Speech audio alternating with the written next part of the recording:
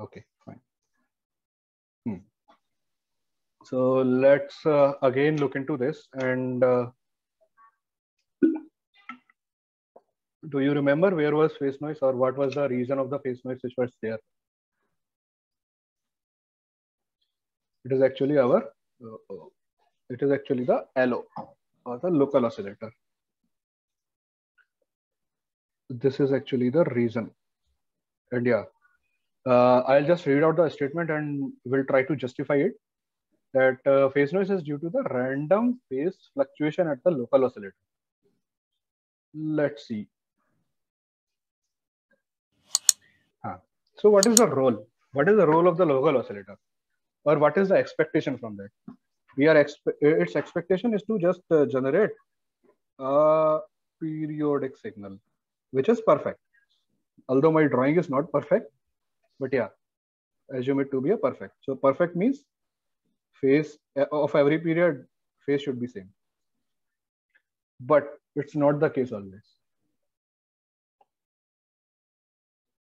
It's not the case always. Like at phase noise, if phase noise is present, it causes some random phase fluctuation at each period of the signal, which is actually the phase noise. Okay, so it will not be a perfect periodic signal. It will not be a perfect periodic signal in this case. Yeah, I will not go into too much details of this point, like why there are random phase fluctuations and so on. But I'll try to cover the implications of this, like how can we model phase noise, which is actually the important to the wireless communication system. Like how can we model phase noise? How can we study it? How can we estimate it? And what is the provision in NR to combat with the phase noise? Actually, there is a special signal which is introduced by 3GPP to combat phase noise. Does anyone know the name of that signal? PTS, huh? Phase tracking signal. Yeah, PTRS, yeah. So phase noise is actually present in any practical communication system, not only NR. It is, if you are talking of any practical communication system, phase noise will be there. So it is like this, that yeah, it is also intercarrier interference, or ICI, is everywhere. If there is any sync error. And for an OFDM system, this will lead to ICI and also a CPE, or common phase error. Actually, this is of more importance here, because yes, in most of the analysis, we are actually assuming, or we are actually neglecting ICI. Okay, and the remaining, so again, there are two implications or two impact, or two, basically it is just two categories of implication. First is CPE and second is ICI. So in our analysis, we will ignore ICI and try to estimate and compensate for CPE, which will actually give us more clean signal from the phase noise case. This I have taken up from one of the T-Talk, and this is one of the 3GPP contribution, and it actually shows us that how phase noise is actually varying across frequency. Okay, and there are some key takeaways from this, which I will highlight it as I go further. Yes, we should actually look on the power spectrum when we are studying phase noise. And this table actually shows us, so 3GPP actually introduced two models to characterize phase noise, and they have actually named them as parameter set A and parameter set B. And what is the difference? Main differences between them? This is actually modeled at 30 gigahertz and this is modeled at 60 gigahertz. Okay, and yeah, you can, for now, don't need to focus on this much. This is just one signal model of phase noise, but yeah, don't need to focus on this much. We should be more knowing of this table. So this is actually telling us that, let's say, if I am transmitting and receiving at 60 gigahertz, so how should I know that how much phase noise will be there in my system, so that I can know how much degradation will be there? So I should choose this particular model, and it can actually tell me that what is the power spectral density at 60 gigahertz. It will be minus 70 dBc per hertz. But now you can ask me, okay, instead of 60, if I am doing my communication at 65 gigahertz, then in neither in this table nor in this table, 65 gigahertz is mentioned. Then this formula comes into picture. This is actually showing us that we can actually scale the PSD based on this formula, where this FC base is one of these frequency and FC is actually this 65 gigahertz. Fine. No need to memorize this. Let's see the plot. They have the 3GPP contribution also shows us this plot. But yeah, no, like we can also do it ourselves, but let's see this. That for set A, set B, and they have drawn it at multiple frequencies, 430, 70. And this is how the phase noise power spectral density varies with frequency. So at the base frequency, it is the highest. And as we go farther from our carrier frequency, it is actually deteriorating. Okay. So I told you that there is one key takeaway. One key takeaway is that if I make one statement that phase noise is more severe for millimeter wave case, will you agree with this? Yeah. Can anyone tell me the reason why?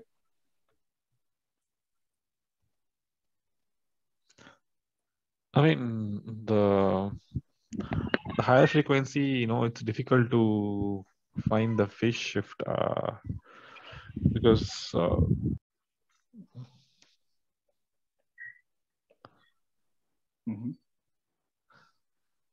I don't know math equation, but I can sense that it's low frequency is easy to detect the phase shift. At higher frequency, it's difficult to find the. It's more severe to. I mean, if there is some phase shift. Okay. But okay, fine.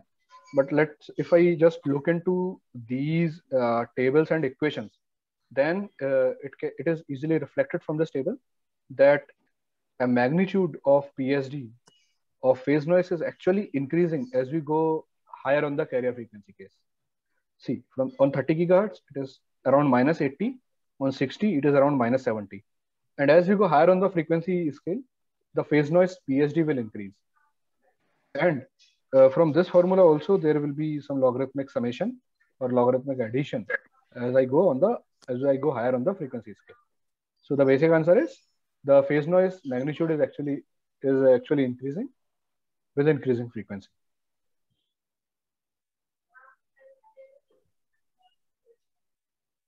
Okay. So for the signal model,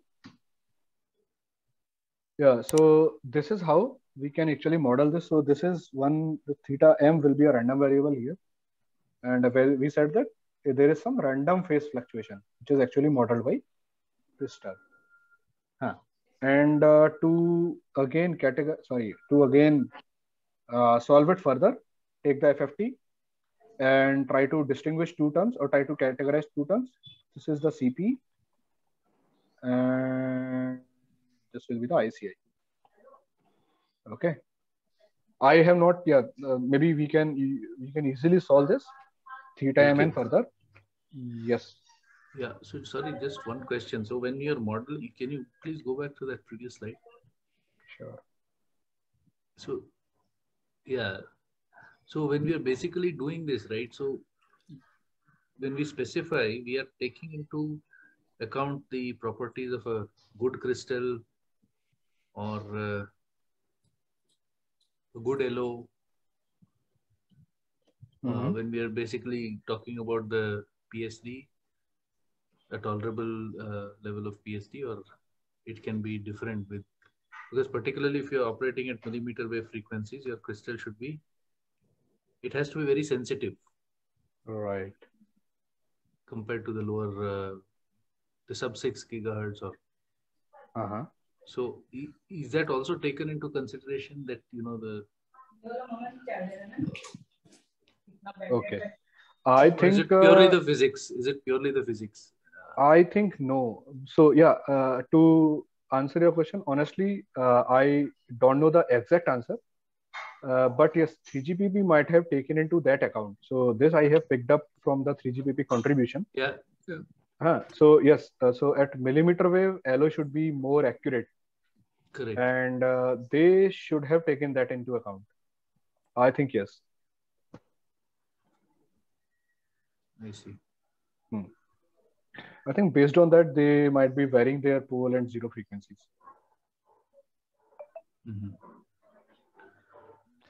I mean, what is this in power spectral density? I mean, what is the relation here as power spectral density? Why are we saying about this power here? I'm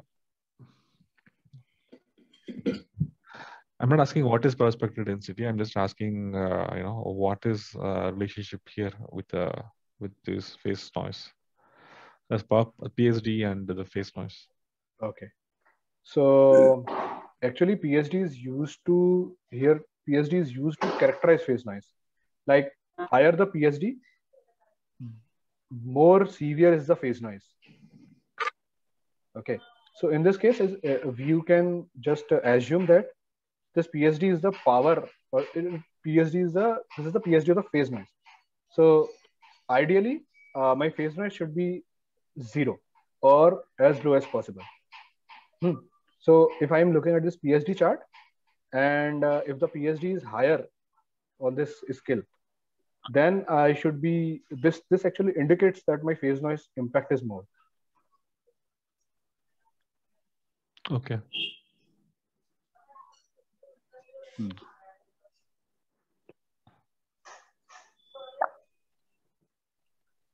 Okay. Okay. So if the power, if I take the power PSD of the signal, if the power is PSD is high, then phase noise is high. Is it? That's what you're saying. Yes. Yes.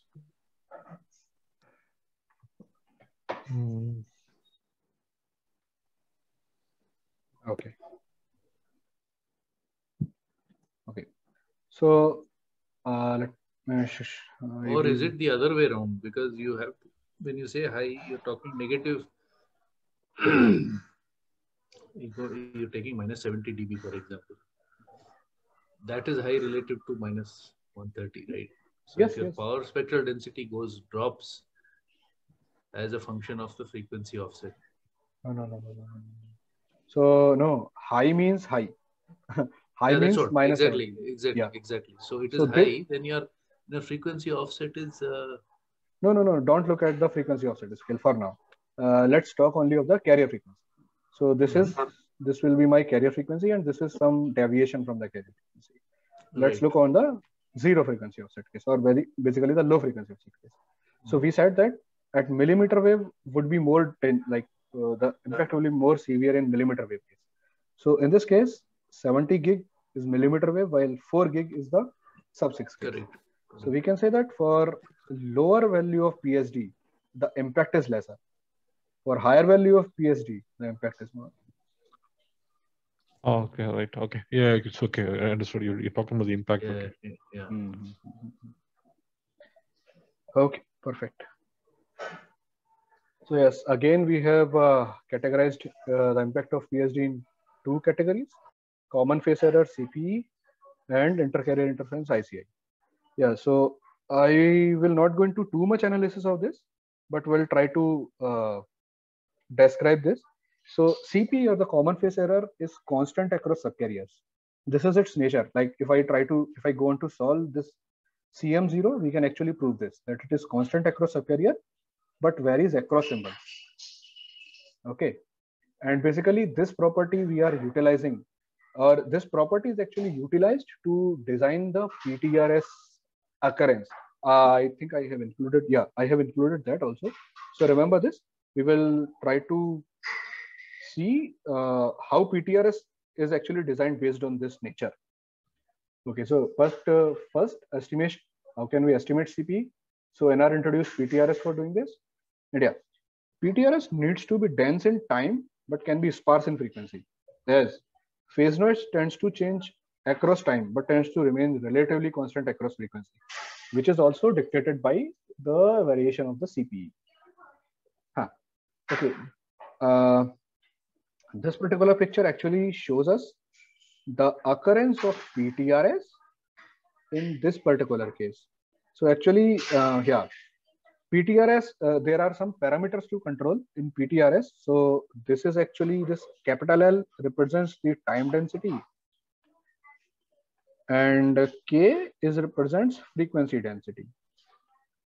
Fine. And in this case, the horizontal axis is the number of symbols or the symbol index, and vertical axis is the number of subcarrier or the subcarrier index. Orange color here shows PTRS, blue color shows DMRS. Okay, so this is, I'm just explaining to show you the how PTRS occurrence is there in our resource grid. Okay, and this is a normal 130K NR signals resource grid. We can easily see from here that the density is more in the time domain. Like if I just travel across the time axis, I can find more PTRS relative to the case if I travel across frequency axis. Okay, maybe you can study more on how, based on L and K, the occurrence of PTRS varies. But this is just one example to show that PTRS is more dense across time relative to frequency. Okay, fine. Yeah, and okay, so this I have taken up from one of the MathWorks web page. Actually, yes, I will give you one reference for this. So they have one open source code for phase noise estimation and compensation, which is specific to NR signal. They have dumped their MATLAB code there. Maybe I can send you a link on email. So they have their already written functions for that. Yeah, but just to explain this, the upper branch or this particular layer is the TX side. We have PDCH.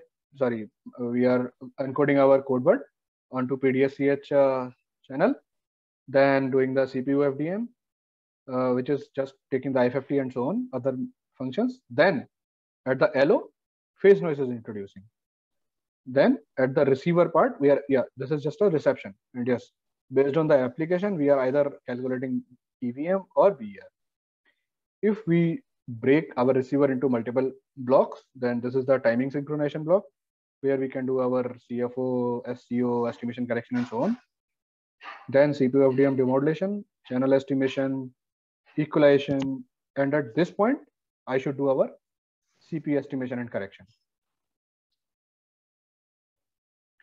Okay, so I will go on to explain this block here. How can we do CP estimation and correction?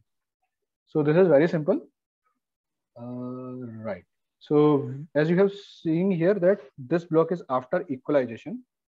So this X eq is the equalized signal. X PTRS is the PTRS reference signal. Okay, and their reference grid, they should be same. Like for, if this is for LH symbol, the X equalized should also be for LH symbol. And this is for KH subcarrier, then this is also for KH subcarrier. Okay, so just divide them, because you can see from the signal model how their CP was related from equalized to reference signal. Okay, because this was common phase error, so we are taking their summation or mean across frequency axis and taking the angle. And this basically CP varies across time, so we are calculating CP individually for every symbol. Okay, this was about estimation. This is how we can estimate it. And regarding the compensation, just compensate with the inverse phase on the equalized signal and then take the hard decision. So this will give you actually the modulated symbol.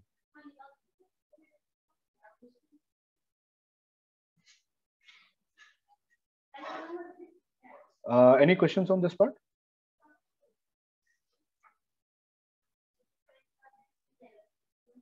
Okay, if no, I will proceed. Yeah, because these are just some equations. So no, that's the PTRS is the I mean down is in the denominator is the reference PTRS signal, right? Yes, yes, yes. It is a reference PTRS signal. It is a clean signal. Yes. Okay. Okay. So yes, this picture actually shows us that. Yeah. But that is the reference. So the PTRS there is basically your for a particular symbol on that. I mean, when you say K, because if you go back to how PTRS is loaded onto subcarriers, it may not be loaded onto that Perfect. Good question. subcarrier. Yeah. You are saying that it is not present on every subcarrier. Exactly. Yeah. So K are only those subcarriers on which PTRS is present. So your question could be, but PTRS is not present on every subcarrier. Then is this estimation accurate enough? So your answer lies in this statement. So this is a statement saying that my phase noise impact doesn't vary too much across my frequency axis. It varies much across the time axis. So that is one reason that. Okay. So if we just freeze on that plot, the next slide. Yeah. So here, let us say you have column I, and you have subcarrier 5. So I and 5. So that is where your PTRS lies.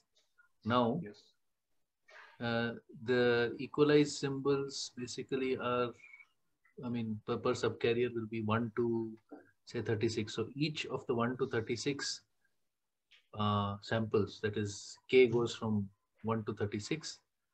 No, K will, when we traverse from 1 to 36, we will only pick 5 and 29. So in this case, in this particular case, K will be 5 and 29. And yes, it will be more based on how many RBs I have. So in this picture, I have shown only 3 RBs. So that's why it is 12 into 3 equal to 36. And yes, based on the magnitude of phase noise, we can actually vary these parameters.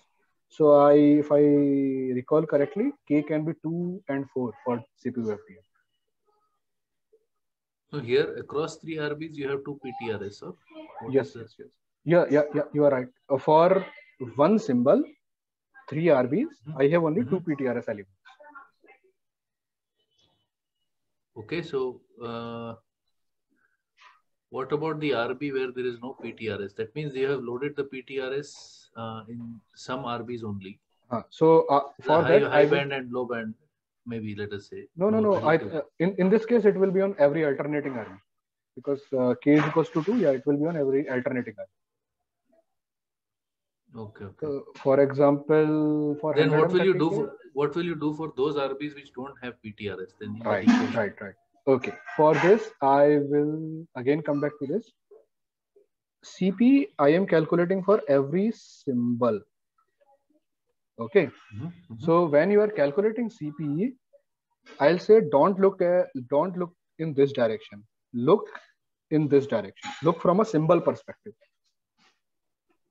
Look from a symbol perspective. A single symbol, different subcarriers perspective.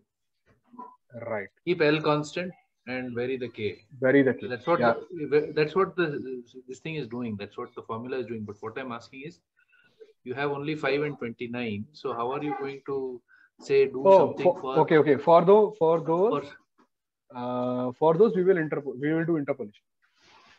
We can interpolate for the remaining ones. I see. That means you can afford to interpolate a max on 3 RBs, right? That's how much the PTRS holds validity. So it was loaded. Wait. Let me. So it's like so. Let's say. Let me take this case only. So in this case, 1, 2, 3, 4, 6.